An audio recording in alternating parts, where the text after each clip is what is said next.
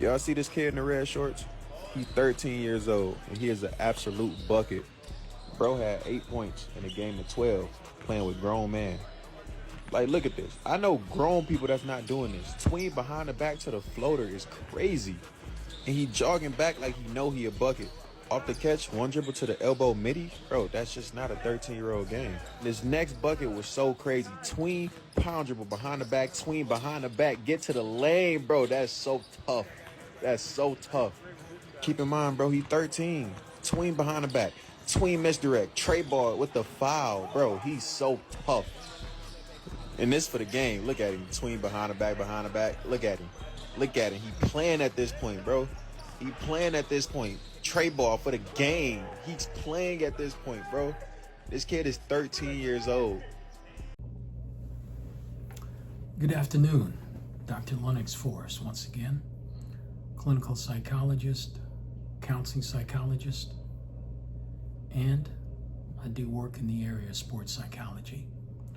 Today's been an interesting day. Last patient I saw came with her parents. This is a young 15-year-old female. She's considered a phenom in the sense that she plays basketball and she runs track. She has offers from major universities right now. The reason why the parents brought her to come and see me is that she's struggling with emotional regulation. Now, we talked about a number of important variables. If athletes want to be productive in what they do, they've got to have that self-confidence. They've got to be able to regulate their emotions, control themselves, instead of going ballistic when things don't go the way that they expected. Some people even call it emotional regulation or emotional intelligence. Athletes have to be able to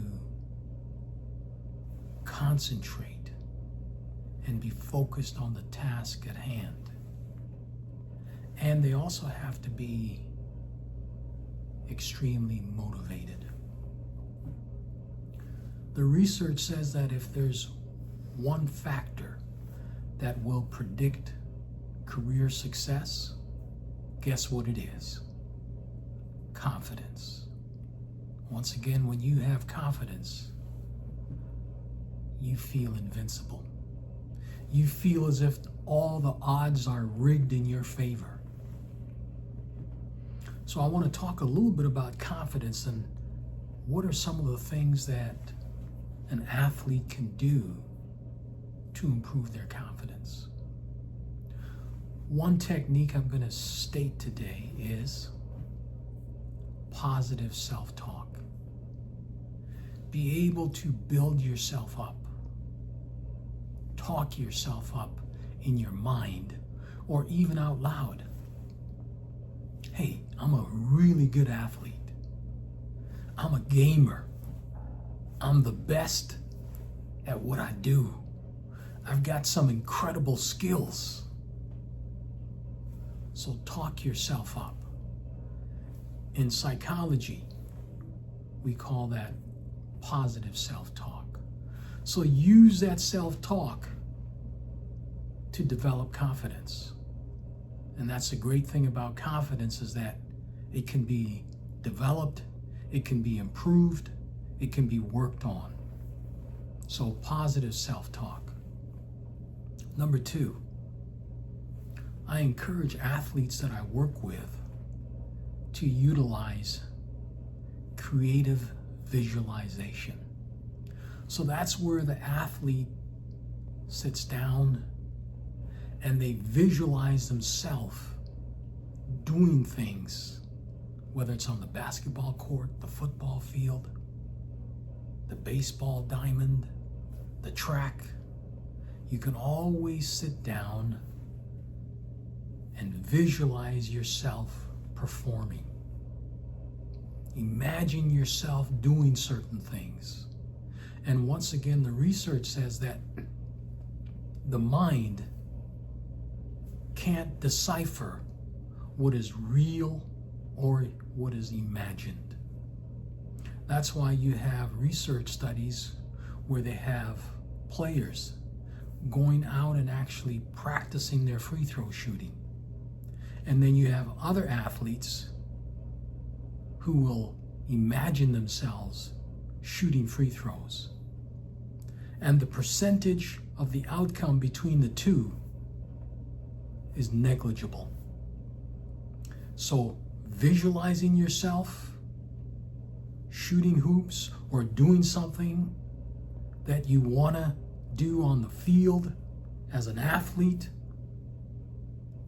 it's just as good as practicing it in real life. So creative visualization helps you with your confidence. Here's the other thing I'm going to encourage athletes to do. What's going to really help your confidence and take it to another level is when you play, do your best to play with other athletes who are better than you, especially as a young player.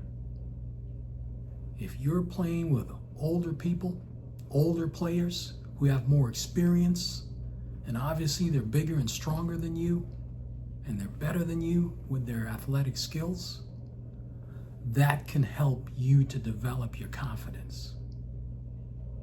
And when you hear them saying, "Good job, I like that, props," then you know you're on to something. But when you play with other players who have higher skill level than you, that can raise your confidence. Another thing that you can do is engage in something that you're not really interested in. For example, you may not want to play a musical instrument. You may not want to get a job, but do some things that you don't want to do, because that can also help to increase your confidence. When you take up something and then you learn it and you become proficient at it and you master it, that will elevate your confidence. We're going to put up a clip of a young man, 14 years old. His basketball skills are on another level. And he plays with older people, older players. I mean, players who are ranked in the state of Michigan, who have accepted offers to go to major universities. He plays with them. So that helps to elevate his confidence as well as his game. Remember, take time to practice, because there's no recipe for that. When you do mental rehearsal as well, that's going to put you on another level. So remember those things. Last thing I want to talk about, Game 4 tonight in Indiana. The Pacers are up 2-1. As I stated on the previous podcast, Game 3 was crucial, pivotal. And most people don't understand why I was stating that Game 3 is so important. Because when a team goes up 2-1, psychologically, they're in a good place. There's less pressure, there's less stress, there's less anxiety. And remember, those three things, stress, anxiety, and pressure, affect performance. So now they're going into Game 4 psychologically healthy. And they've got a few things in their favor. They're playing at home. That's a huge variable, because we know that the fans have a positive effect on the players. So OKC has to rise to the occasion tonight. They will have to play phenomenal basketball. And here is what happens in NBA history. The team that wins Game 3 are 73% more likely to win the entire series. So psychologically, Indiana is in a great place. They've got momentum on their side. They're playing at home, in front of their fans. The players don't have to travel. So all the star players tonight for OKC and Indiana are going to be ready for this game. So once again, look at the players' demeanor. Are they looking happy? Are they looking comfortable? Are they looking relaxed? Do you see stress in terms of their facial expression? Watch for those variables. Listen to words from the commentators. Wow, he's playing with a lot of confidence. There's a lot of pressure right now. So look at all of these, be an informed fan.